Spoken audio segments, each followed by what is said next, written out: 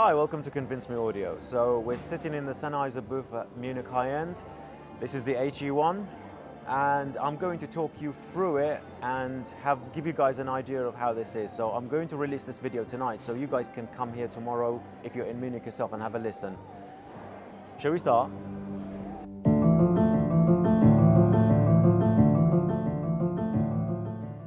So these are the drivers themselves.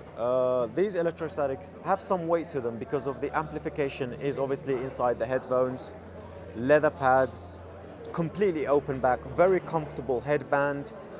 Adjustability is very much like the Fostex 909 sort of clickiness. It's really kind of smooth action. And here we go.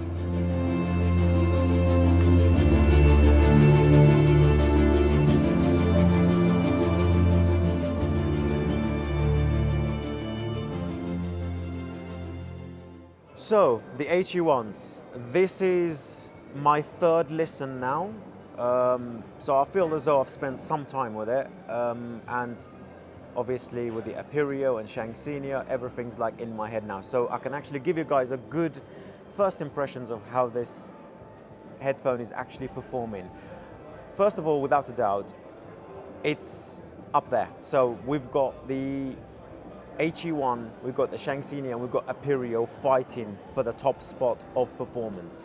But as an all-built system, as this is designed to be kind of run by itself on a nice coffee table like this, I was just listening to Michael Jackson's Billie Jean. I've heard this track thousands upon thousands of times up to now, like over the last 25 years. And starting with a low end, it's hefty. Every kick of the kick drum seems to concave your eardrums through the back of your head. It's actually surprising how utterly weighty this electrostatic is. And normally that's where the problem is with these systems. They are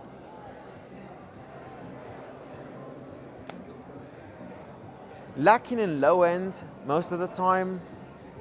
So in terms of bass levels, I would go Sennheiser at the lowest, Aperio next, and HE-1 at the top. It gives the LCD5 sort of, I'm going to kick your eardrums in. Obviously, detail retrieval is absolutely insane. Probably unmatched. But I would like to have it side by side with Sennheiser to see in a quiet environment. It's quite noisy, people are beginning to come in here now. Vocal presentation, tonal balance is just amazing. The stage is intimate to good. So you've got the central point of the singer here, but its depth information is absolutely off the charts. It's fantastic. I think when you first switch it on, it takes a while for those tubes to warm up. This is sounding slightly different from yesterday. So yesterday it was warmer. It was as if there was fire infused with the track. When I heard it for the very first time, opening the lid and you just take it out, like normal tubes, I think it requires a little warm-up time. So it was a little bit more cooler present. There was a slight sharpness around 6 kilohertz, but that usually completely dissipates within like 20-30 minutes of being left on. Because yesterday, compared to today, that coloration of beautification of the track was a little bit more on the neutral side today. Going to textural information for drum skins, for vocals, you get everything. It's one of those headphones, there isn't really a weakness to speak of, unless you specifically are looking for something that is beyond a reference, as it were. Is there anything that I would like to change about this system if I was actually tailoring it to my taste? No, I think I would be content.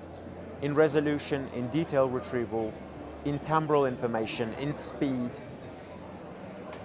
For classical music, I think I might like a little more stage. This is where the Sennheiser has got a bit more height up there. Aperio has a bit more width, but I think HE-1 has the better depth out of both of those together. So these three top-of-the-line systems of the world are literally fighting and vibing for the attention. I'm going to listen to one more track and come back to you. I just listened to Hans Zimmer live in Prague. The tubes are now slowly warming up. It's a neutral sound signature with a musicality and sweetness that you just can't stop listening to. If I was to paint you a picture, imagine a mirror, the cleanest mirror in the world, with the sun shining behind you, and you can see every nuance of what's behind you in that mirror. The layering, the depth, the tonal balance and timbre of the piano and the saxophone was just breathtaking. Actually, what I stated previously about the stage being intimate on the outer edges of good, coming out like this, was slowly opening up. So the tubes are going to play a role when they warm up. But what it does do is it gives you a holographic 3D characteristics of all the instruments. The crowd was literally around me like that.